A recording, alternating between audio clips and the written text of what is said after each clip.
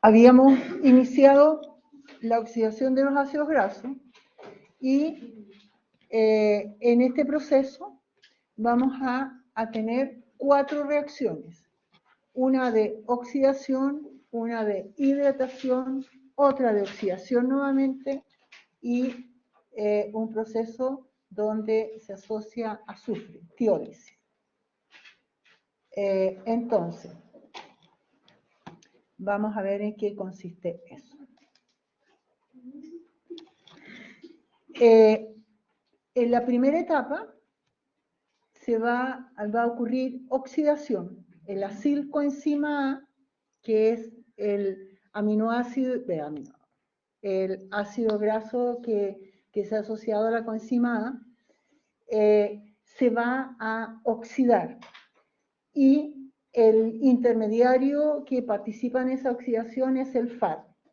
Entonces, vamos a tener FAT-H. Y se va a transformar en transenoilcoenzima A. Y este compuesto ahora se va a hidratar y se transforma en L3-hidroxiacilcoenzima A. Entonces siempre los procesos van a estar participando en los carbonos 2 y 3 de los ácidos grasos. Una vez que se ha hidratado, se vuelve a oxidar y forma, en este paso, no usa FAT, sino que usa NAD, y se transforma NADH, y da origen a 3-cetoacilcoenzima A. Y posteriormente, este compuesto se asocia con la coenzima A y entonces forma acilcoenzima A y 2-acilcoenzima A.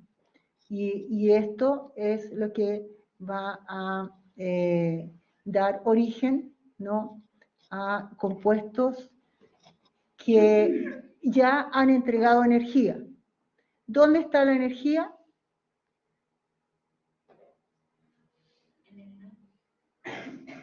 En el NADH y en el FADH2, ¿sí? Ahí está la energía. Entonces, tenemos 2 procesos de oxidación y tenemos 2 compuestos, acilcoenzima A y el acetilcoenzima A.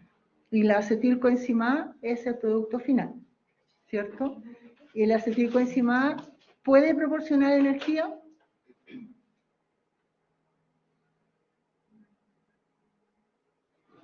Acetilcoenzima A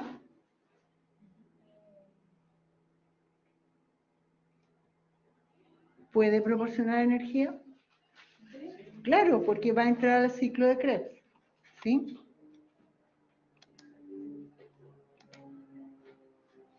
Entonces, ¿cuánta energía proporciona un ácido graso? En este caso, tenemos el ejemplo del ácido palmítico.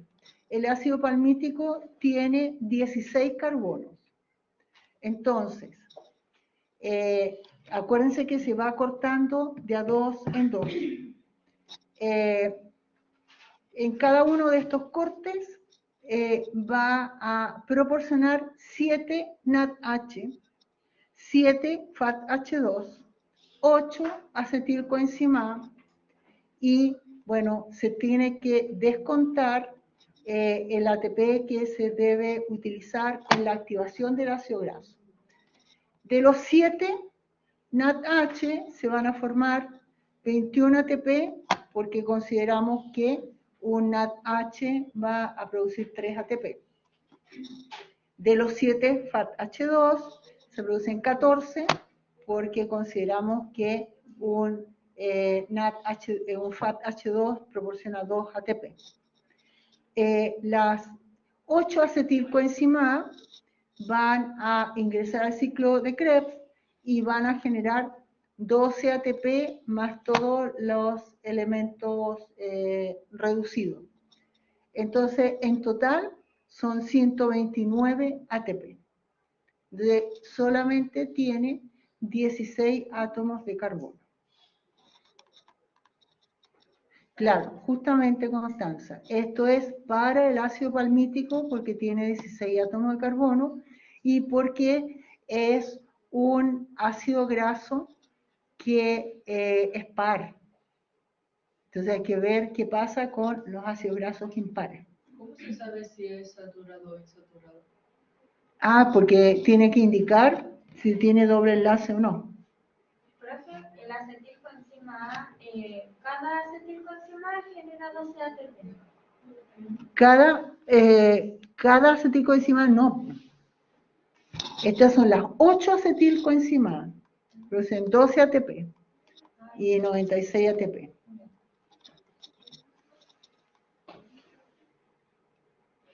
Acuérdate que una molécula de acetilcoenzima A entra a un ciclo de Krebs y el ciclo de Krebs produce un GTP que se va a transformar en ATP.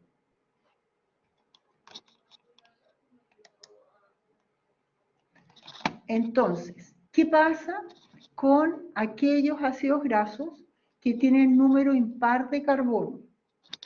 Entonces, aquí ocurre un proceso especial. Y aquí tenemos el propionilcoenzima A, que va a requerir energía y se va a transformar en metilmanolilcoenzima A, que va a ser transformado, si ustedes se dan cuenta, este compuesto, ¿lo ven? Sí. El propionilcoenzima A, ¿qué es lo que le pasó para transformarse en metilmanolilcoenzima A? ¿Qué diferencia tiene? Se le agregó la cadena de CO. Ese es un dióxido de carbono. ¿Ya? Se asoció con un dióxido de carbono, pero cuidado, este es doble enlace del grupo que no corresponde a la cadena de los carbonos que forman el ácido graso. ¿Ya?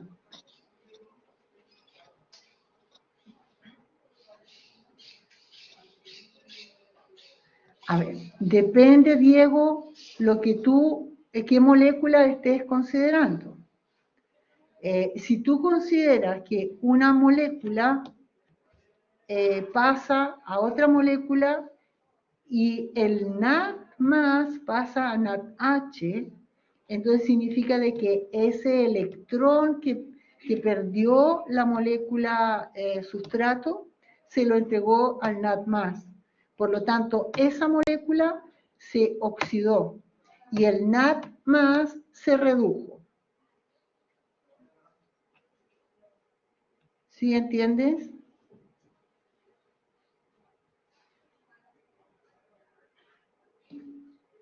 Ya. Entonces, aquí se adicionó, por eso trabaja la propionilcoenzima carboxilasa. Se asocia un grupo carboxilo. ¿Ya?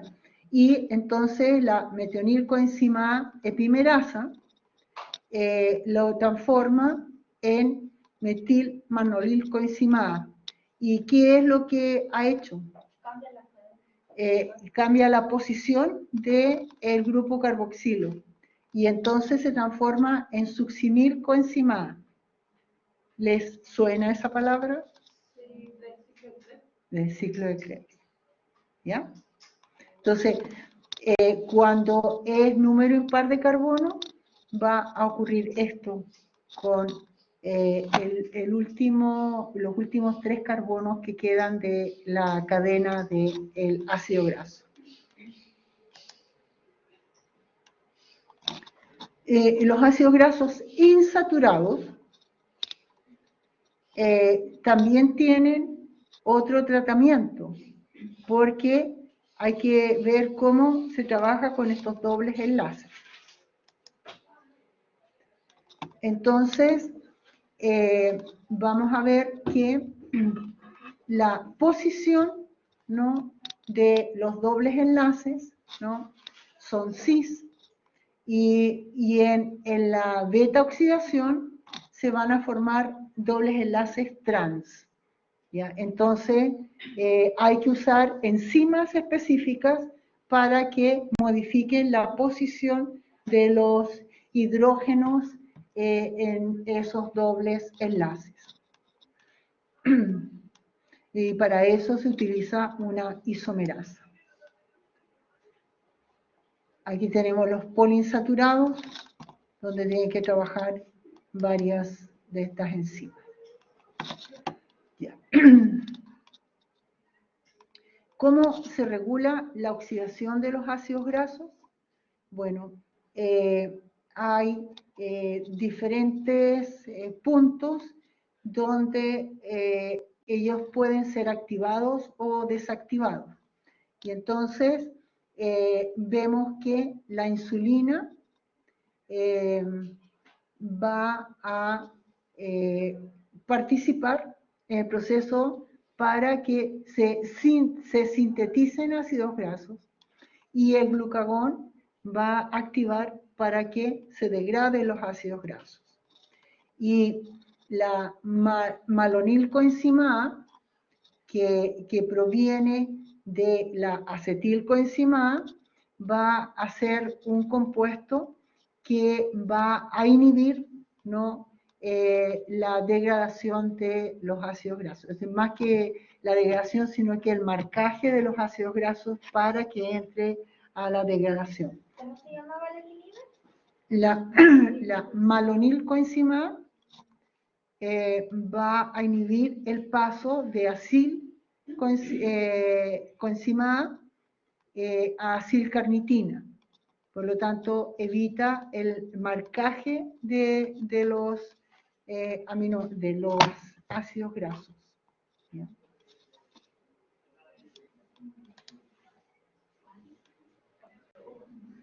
Bueno, aquí tenemos lo mismo que habíamos visto antes, cómo es que entra el ácido graso a la mitocondria, y importante tener en cuenta que la insulina va a activar, ¿no?, la síntesis de los aminoácidos, de los ácidos grasos, y el glucagón va a activar la degradación.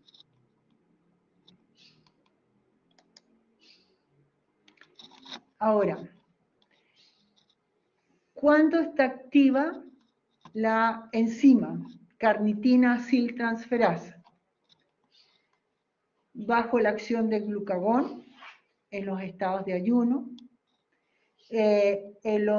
cuando hay pocos hidratos de carbono, cuando está disminuida la malonilcoenzima A, cuando tenemos grandes cantidades de AMP cíclico, en presencia de adrenalina, y cuando ella está fosforilada. Cuando está inactiva esta enzima, en presencia de insulina, cuando hay muchos hidratos de carbono, cuando hay mucha malonilcoenzima A, y tiene que estar desfosforilada. Entonces, esa es de esa forma se regula la oxidación de los ácidos grasos, ¿ya? Entonces, va a depender también de los sustratos y de los cofactores que participan con estas enzimas. Y entonces, hoy, ¿qué pasó? Se fue. Nos fuimos.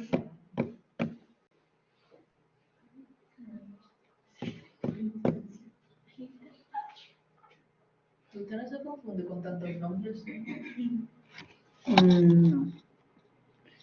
Los nombres están relacionados con, generalmente con la conformación de la molécula y con la acción de la molécula, ¿ya? Entonces, ¿Qué ocurre en el peroxisoma? Porque hemos visto cómo se degradan los ácidos grasos en la mitocondria. Díganme ustedes, ¿qué se necesita para que se degraden los ácidos grasos en la mitocondria?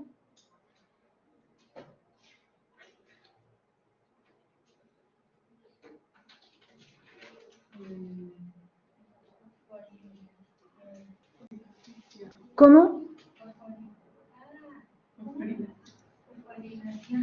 ¿De quién? ¿Ah? De la enzima, ya. Pero ¿cómo es el paso?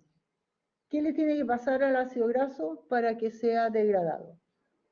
Tenía que estar involucrado el glucagón.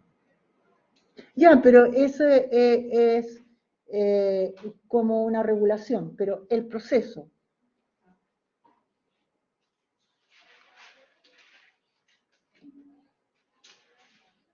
Ya, muy bien, Constanza. Se tiene que activar. ¿Con quién se activa?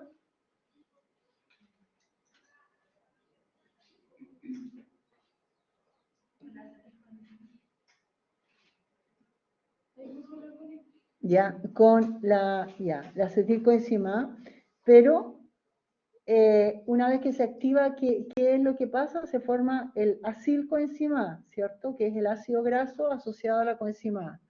¿Qué le tiene que pasar? ¿Dónde ocurre el proceso? En el citosol, muy bien. ¿Qué le tiene que pasar a eso? ¿Puede entrar a la mitocondria? ¿Tiene que estar qué?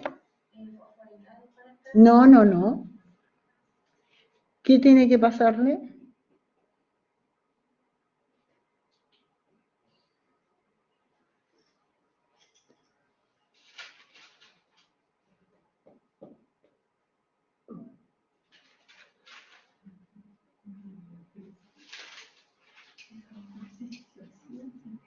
¿Qué debe pasar, Constanza, ahora?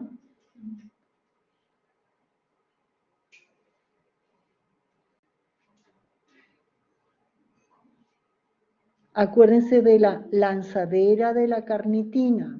Entonces, ¿cómo entra el ácido graso a la mitocondria?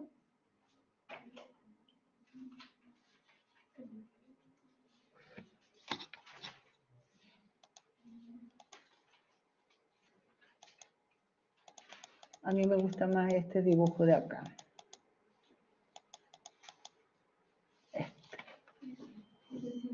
¿Ya? Entonces, ¿cómo entra? Asociado a la carnitina, porque no puede entrar como así coenzima A. Entonces, libera la coenzima A y se asocia a la carnitina. Y después, Luego esta pasa el paso intermembranario y esta pasa por la... ¿cómo se llama? este es una translocasa. ¿Ya? ¿Y qué pasa ahí? Pasa, pero aquí se degrada de nuevo. Más que se degrada, ¿qué es lo que hace? Se descompone. Se libera de la carnitina y se asocia a la coenzima A. ¿Sí? Ya. Y entonces, ¿qué va a pasar ahora? ¿Qué va a pasar ahora? Aquí está el ácido graso. ¿Dónde está? En la matriz mitocondrial. ¿Sí? Ya. Y entonces, ¿en qué consiste la beta oxidación? Se van rompiendo cada 2 carbonos los ácidos grasos, ¿cierto? Y para que ocurra eso, tiene que generarse todas estas reacciones químicas. ¿Ya? Oxidación, hidratación, oxidación y tiólisis. ¿Para dar origen a qué? Esta degradación de 2 en 2 de ácidos grasos, ¿a qué da origen? Acetilcoenzima A. Muy bien. ¿Ya? Y en el camino, ¿qué es lo que ocurre? Se forman moléculas reducidas. Importante, eso es lo que van a dar energía.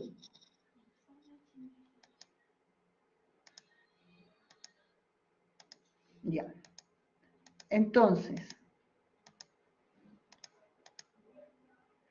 en el peroxisoma va a ocurrir otro proceso que requiere de oxígeno. ¿Ya? Entonces,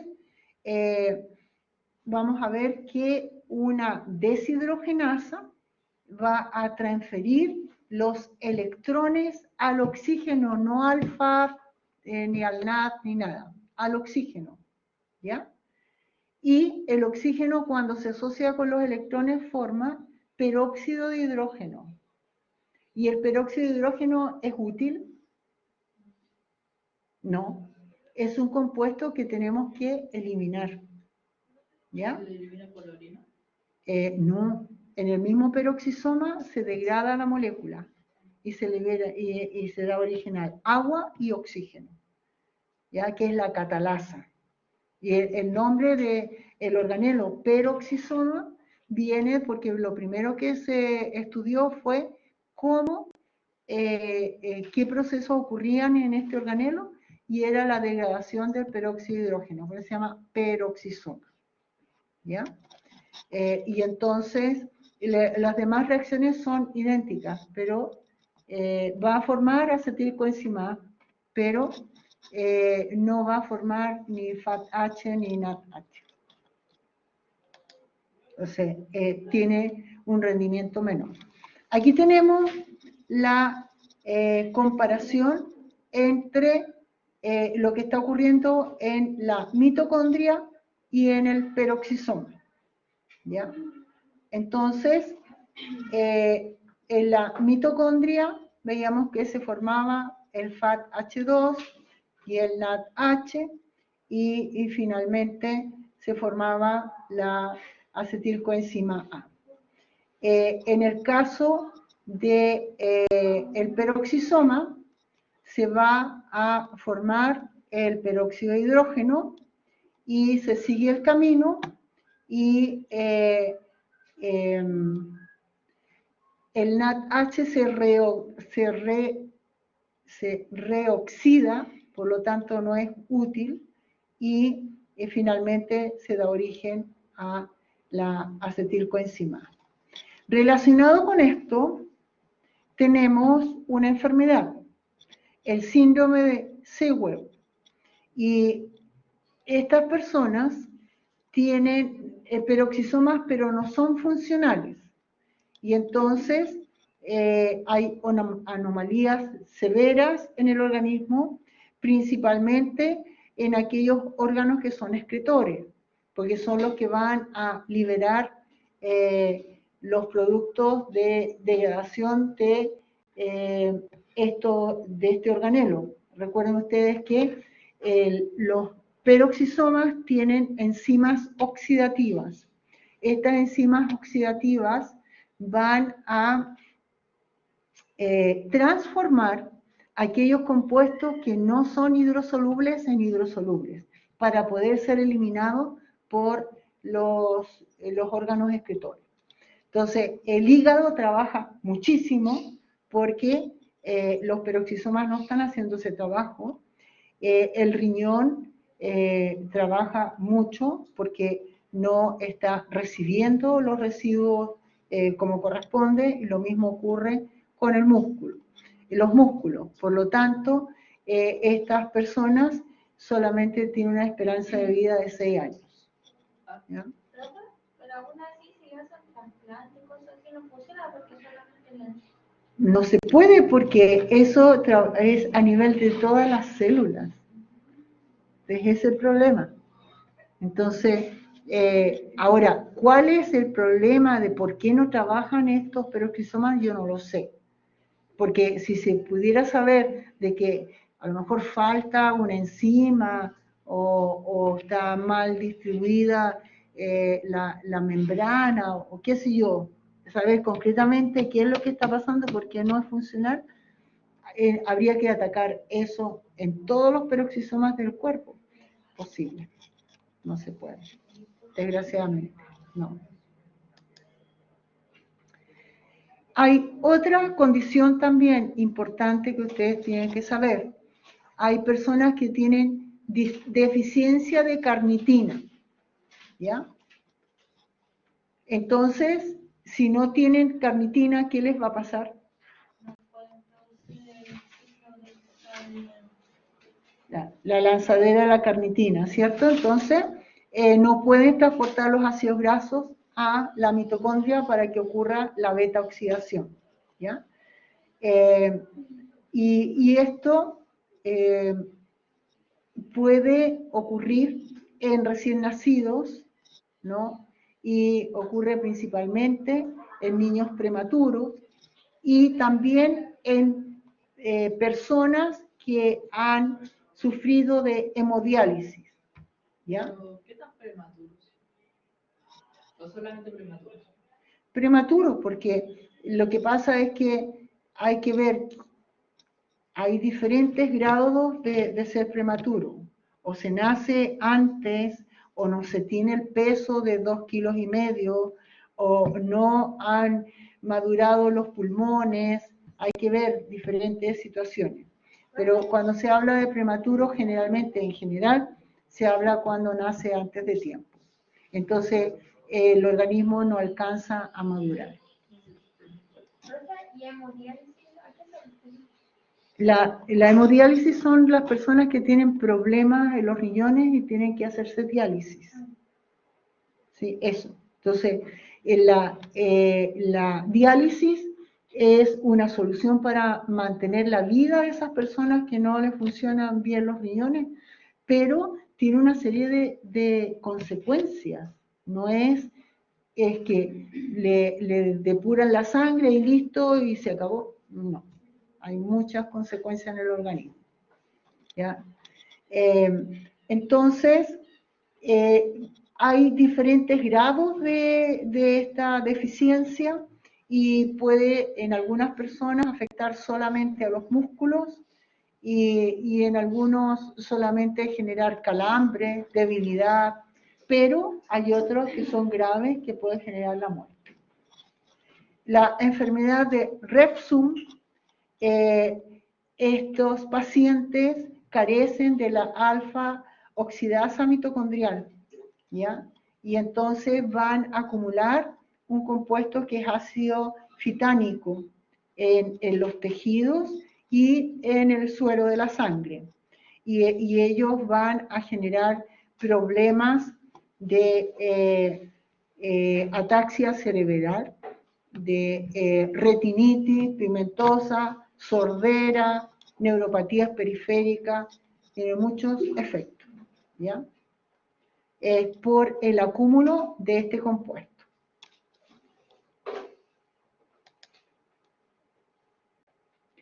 Ya. La beta oxidación juega un papel muy importante en algunos organismos. Entre ellos tenemos a ¿cómo se llama? Los camellos y dromedarios, que ellos guardan grasa en sus jorobas. Y cuando requieren agua, hacen beta oxidación, porque la beta oxidación libera agua. Entonces, ellos viven en ambientes, ustedes saben, que carecen, que son muy áridos, carecen de agua. Y la forma de mantenerse hidratado es a través de la beta oxidación. Ya. Eso es con respecto al catabolismo de los lípidos. Entonces,